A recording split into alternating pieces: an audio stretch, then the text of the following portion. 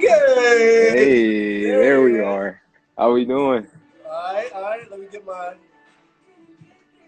everything lined up here for the folks, for the people. Give them a little second to get tuned in and whatever. All right. Definitely. Yeah.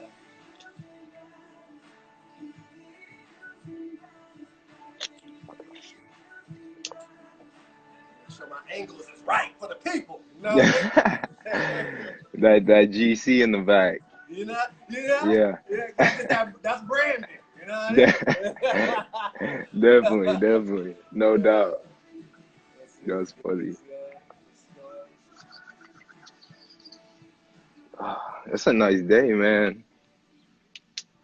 How's the audio? Can you hear me okay? Yeah, I can hear you perfect. Okay. All right, sweet. We'll fade down the music in just a moment. I just thought Cop will start listening to this guy Torrin Wells, is it? I believe it is.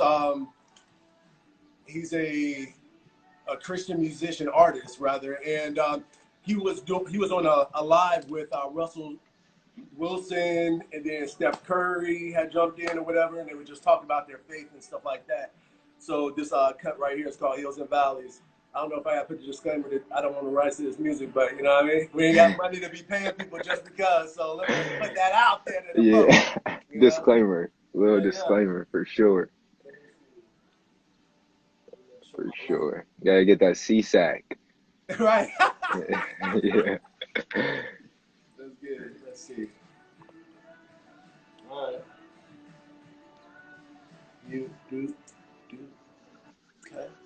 I bought me a little one of them lightings. You know, I'm over here doing it lightweight professional. I just want to Uh-huh. let you know. I'm over Oh, you here got doing it. I got, yeah, my little, like, a little blue. Hello, what you feeling? You know what I mean?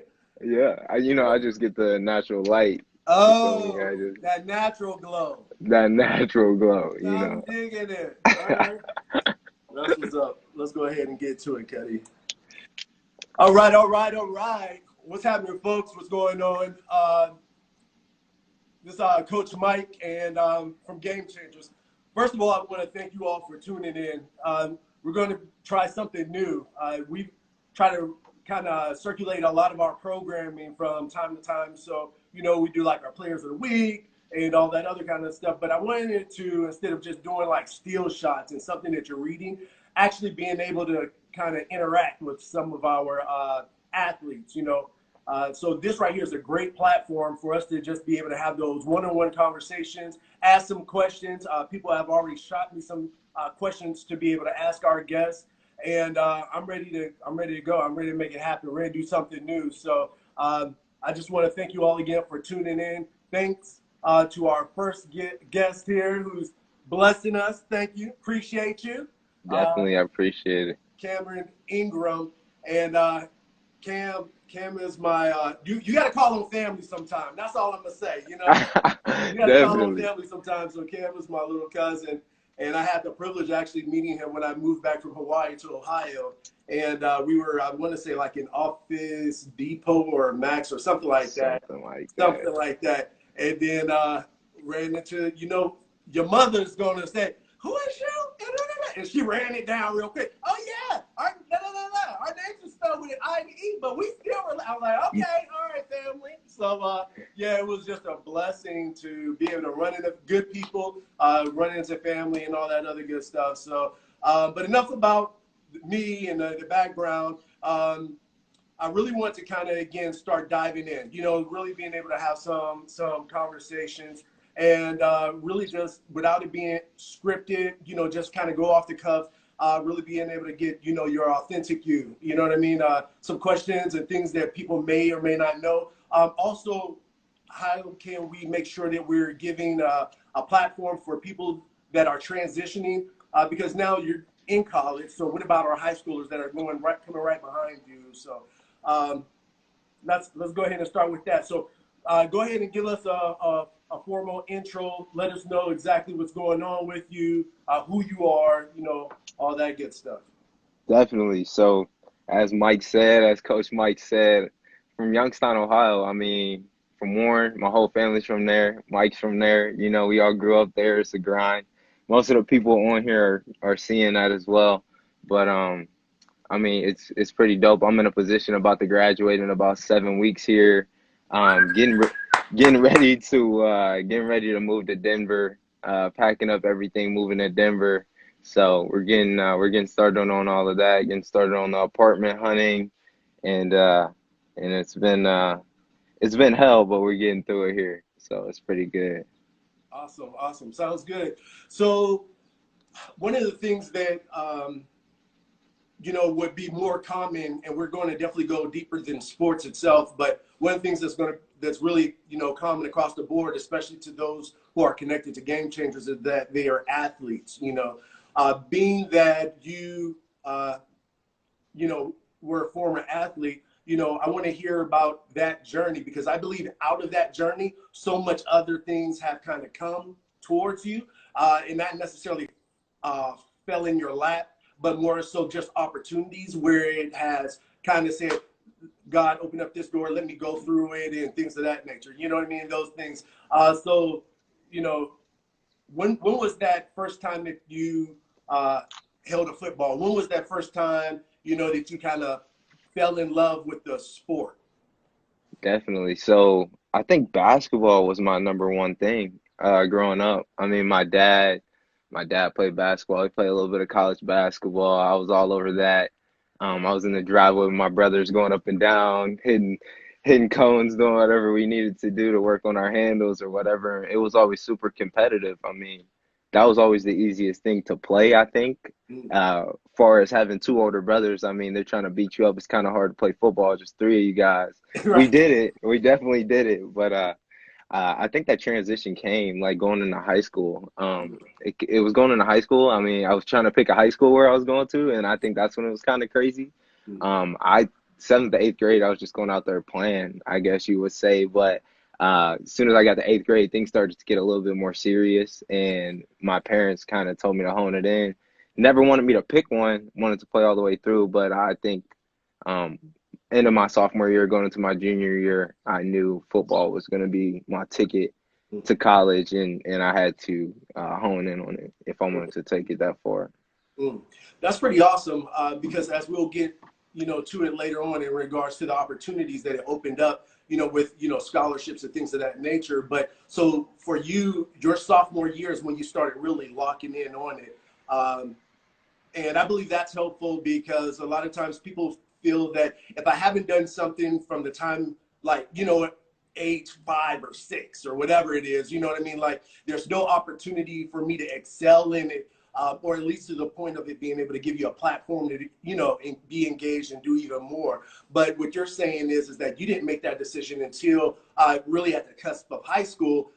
And then out of that, you kind of clicked in, decided, okay, let me go ahead and focus in and open up these doors to be able to do some great things.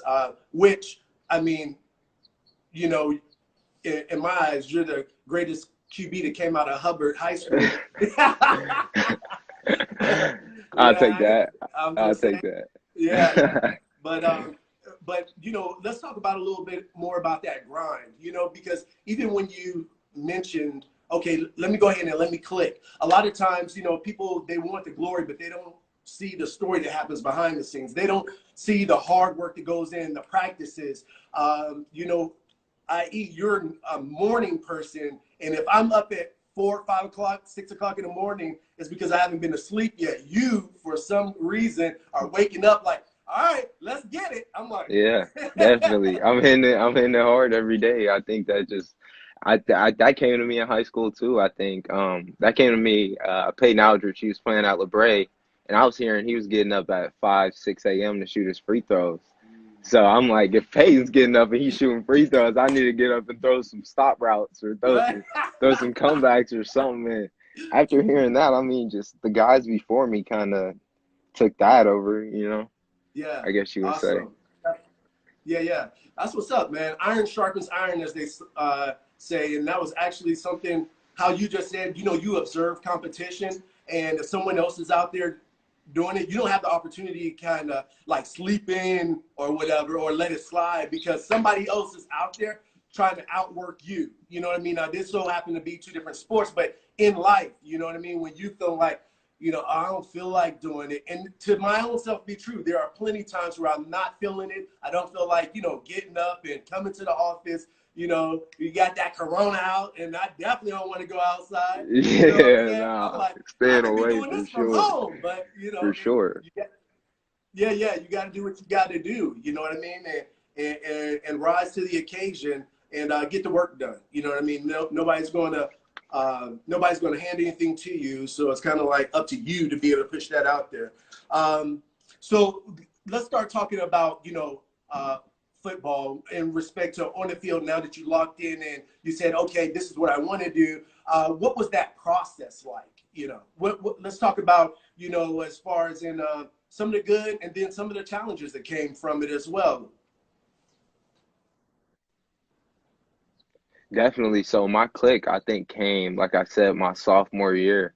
I had a mentor, um, Mr. Leone. He would take me and a few guys up to colleges and things like that.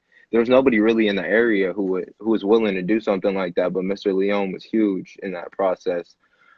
He took me up to Penn State. Me and a few of my guys who, when I was at Ursuline at the time, we went up to Penn State on my first visit.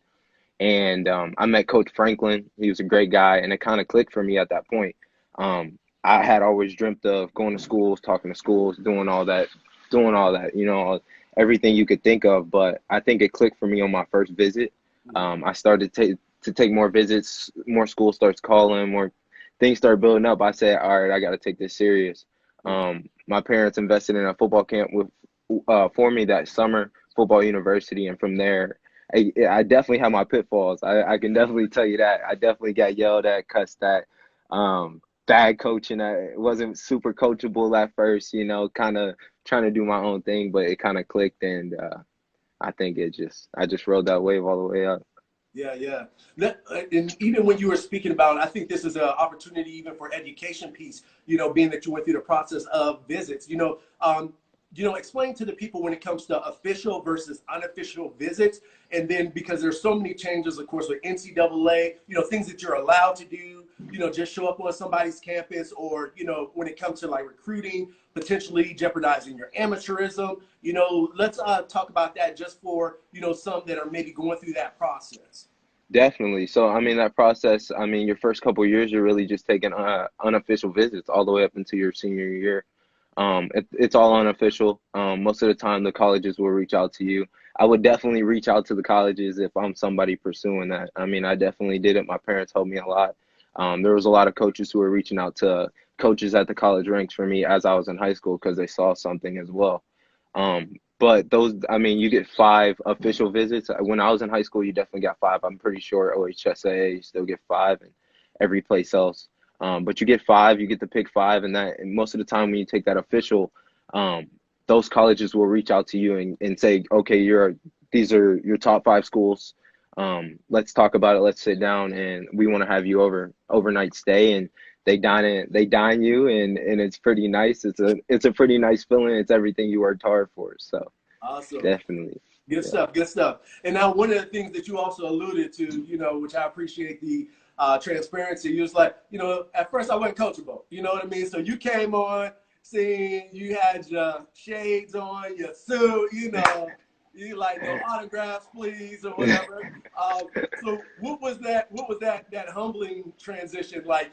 Where you're like, because I believe even naturally, especially as young men, we have to kind of grow into a level of like comfortability. You know what I mean? Where we're not doing it for somebody else or whatever. Like we're secure in who we are, right? And so once you get secure in who you are, then it's kind of like I can be easy. Like why is you on this rah rah? You know what I'm saying? Exactly. So Exactly. like bro, sit down, like chill out. So what about you? How was that transition? Like when did it click in your mind for you to have a come to Jesus talk with Cameron and be like, all right, bro, let's get it. Yeah. I think it was my coach was Buddy Geis. He was a former he was Troy Aikman's coach at the Cowboys actually. He coached Calvin Johnson at Georgia Tech. He was my quarterback coach for a summer. And I was working with him, and I think it was my sophomore year. I was probably 14, 15. I was killing it. I thought I was killing it. I was shutting the camp down. I was MVP. It was the first day, you know. I had one of the best days ever, and I kept messing up on one of these 6-step drops or 7-step drops. It was one of the two, and he pulled it up on film at the end of the night, and it's probably 20 quarterbacks in the room, all the parents. Keeps pulling it up. He's like, man, I got this one guy. He's really, really good, but he can't be coached. And he said it in front of everybody. So he kept pulling it back, pulling it back, pulling it back. So I think that was my moment where I went home. I actually went to the hotel that night. We were in Dublin, down in Columbus, and I went to the hotel and I was talking to my mom and I couldn't figure it out. I was like, why is he on me so hard? Why is he riding me? Like, why is this guy on me? And then I mean, then a couple of days later, I fixed that problem. I mean, I was progressive about it. I fixed the problem, and then kept going. But after that, I mean, me and him still stay in touch. We talk all the time. He's a great guy, but I'm super grateful for him for sure. Yeah, awesome. I love that. I love more so too, you know, even where you saying where you're at now. A lot of times, you know, a couple things go through when people you have to make the decision of manning up and let me go ahead and take this criticism more so that it's constructive and it's not something that's, you know, tearing me down. So let me identify with that. And then on top of that, you know, it's almost like that fork in the road, because had you been like, you know what, yo, I'm done, I'll figure it out on my own, or let me even find a less coach, you know, someone that's not going to coach me up, we're going to allow me to get away with a lot of things. Because unfortunately, since I've been back in the culture has changed so much in football, where back in the day, our head football coach, whatever they said, that was word, period.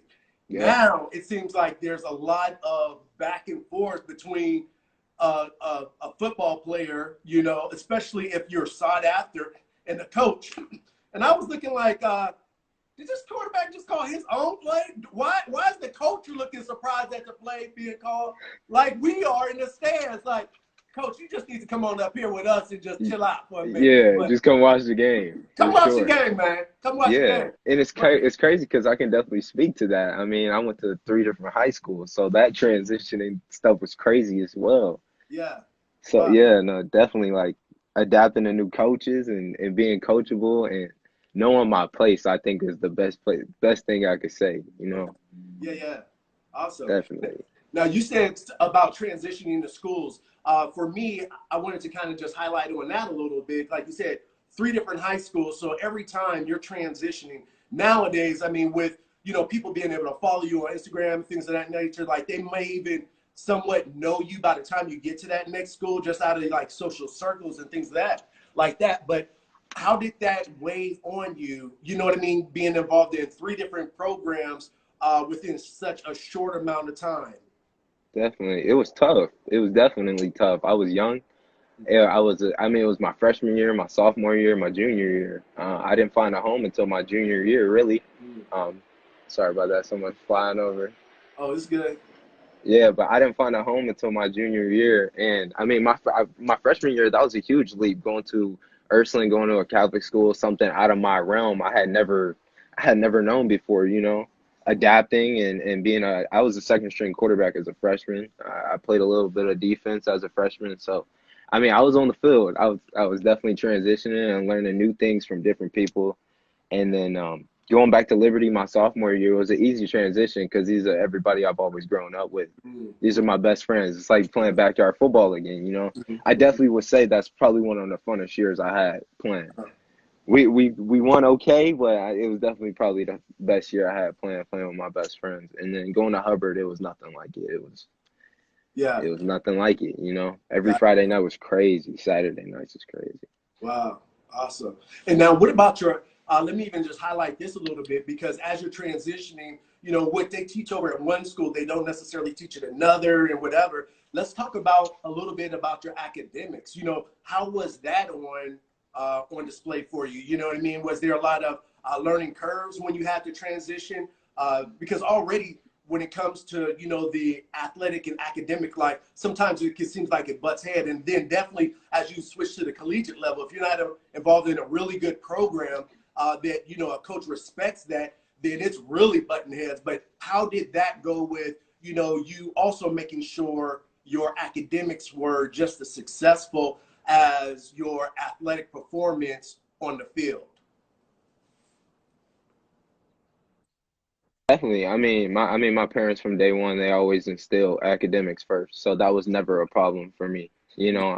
I don't want to say I was perfect. I'm not nearly perfect. I'm still not. I have 7 weeks of college left. But it was definitely first and foremost before anything else. I always wanted to go play college ball. I didn't really ever think I could get to the league. So I knew if I could get to college ball and I could get a 4-year degree, then I might be able to get a really good job. Yeah. And I just carried that. I think I carried that in the back of my mind with me. I didn't want it at the front of my mind because obviously I wanted to focus at the Right. task at hand. Transitioning between schools and keeping it focused, it was easy for me transitioning from Ursuline because the academics were a little bit higher over there. I definitely could say that transitioning back into Liberty and then transition, I definitely had another curve going up when I got to Hubbard. It was a little tough on me, but I got used to it. Mm. Just kind of put my head down and knew what the focus and what I wanted to do at the end of the road. So Right, right, right. So having that goal, saying this is where I want to get to, that good job, and then being able to plan back, what's it going to kind of take to kind of get there? Okay, I need to make sure I get that college degree. If I could get that paid for by football, by all means. If that means to get to that step, I need to go ahead and perform on the field, and not only perform on the field, but perform in the classroom, and then being able to kind of walk it back and then go forward that way. yeah, no, definitely. I even had a teacher my senior year. He told me when I signed my letter of intent, he said, uh, he patted me on the back and said, "Make sure you get your grades," because I mean he knew, Yeah. and and I had no problem with that. I mean, I feel like somebody may have been like, okay, like he's shooting down my dream, but I think he kind of propelled me a little bit to say, okay, you're doing the right thing here. You know? Awesome. Good stuff. Good stuff. A third thing that I wanted to connect with, game changers are four pillars: academics, service, leadership, and mentoring. But it's service, and I know just by knowing your mom and things of that nature. But I know that along your journey that you've done a considerable amount when it comes to community service and giving back. And so I wanted to touch on that, partially because this a lot of times. Even when we do our player of the week, we have some athletes on the field or on the mat or in the pool, on the golf course. Wonderful. I mean, and the wrestlers too. I mean, they're winning world and this, that, and the other. I mean, great accomplishments. And academics, academics are strong, this, that, and the other. But what I've noticed is that colleges, they also want to make sure that they're recruiting someone that has a portfolio of service, giving back. From my take on it and my discussion is because uh, if we know that you're connected, maybe to an organization or something like that, first of all, it shows a level of selflessness. You know what I mean? That it's not about me. Another thing is that when you get ready to migrate to that or transition to that college, you already have a natural inclination to get involved and not feel isolated and feel like I'm up here by myself. I'm ready to come home as well. You know what I mean? And then the third thing is a lot of times they say, well, if this student puts on our Malone, or if it was Ohio State or Penn State, whatever that brand is, and you're out in the community, are they going to be a good representation, or are they going to be a knucklehead and possibly a liability to our multi-million-dollar legacy that we have built here? So, bringing that all back to, that service piece, what was that service piece like for you? And why did you decide that, what, this is something important. Let me add this to the foundation of who I am. Definitely. I mean, I think it's always been important to me from when I was a baby. It was never a question to do anything like that. It was never a thought to even have to try to do anything. My grandma, my parents, they've been giving out food for years, like going to Giant Eagle every Saturday and Sunday since I can remember. Since I've had a thought, they've been going there and giving food out, and I've been a part of it. Been able to help a few teammates in the past, even giving away cleats, giving away any time I can get my hands on something to help somebody else. I think it's super duper important. And you touched on the fact that colleges and people want to see that. And I think that goes back to kind of what Kevin Hart was saying a couple months ago, your book. You're writing a book. you're writing a book, you're building your foundation, you're going up, you're putting things into play, and you want to leave a legacy behind you. So I think that's important. It's more important how people remember you, you know. I think that's always been the number one idea in front of my mind. Mm-hmm. So Kudos, man. I appreciate that. It's one thing from me being able to say it now after, 15 plus years removed away from high school. It's another thing when you're in the throes of it and you have to make that decision to hear it from someone like you, where, high school for you was, 5 years ago or something like that, where it still resonates, with our viewers and things of that nature. So talking now, we're at high school. You're kind of getting your field, when it comes to the academics, your service piece, and now naturally, I want to say people identify athletes as leaders. You know what I mean? And when I look at leadership, I look at leadership as far as an influence, and there's a way that you could be a good leader or a bad leader. You could influence for the good or you could influence for the bad. Let's talk about, when it came time to making decisions to do certain things, be involved with certain crowds possibly, or, potentially jeopardizing, what you had as your goal versus, what everyone else had, because there's only, at the end of the day, you're only accountable for yourself. You have to make that decision. All right, what am I going to do? Who am I going to put myself around? How did that process go, even in respect to, your friends and their support or lack of support? definitely, definitely. Well, I always knew my family would be there. You know, me and my two older brothers, we've always been super tight. My parents are they raised us to be like that. So finding people like that. I mean, my three best friends, I've been best friends with them kindergarten, um, second grade, fifth grade. You know, these are my best friends. I still talk to them every single day. So keeping that core group around me who's trying to focus on a goal and take that goal to the next level, I think that was super duper, like, super important. You know, it was definitely easy to get caught up in crowds, get caught up in anything. I can't say that I've been perfect. I can't tell you I've done anything that's hindered my success or hindered anything to get me to the point I'm at. But my three best friends have definitely been the anchor behind that, on top of my parents and on top of my brothers. Good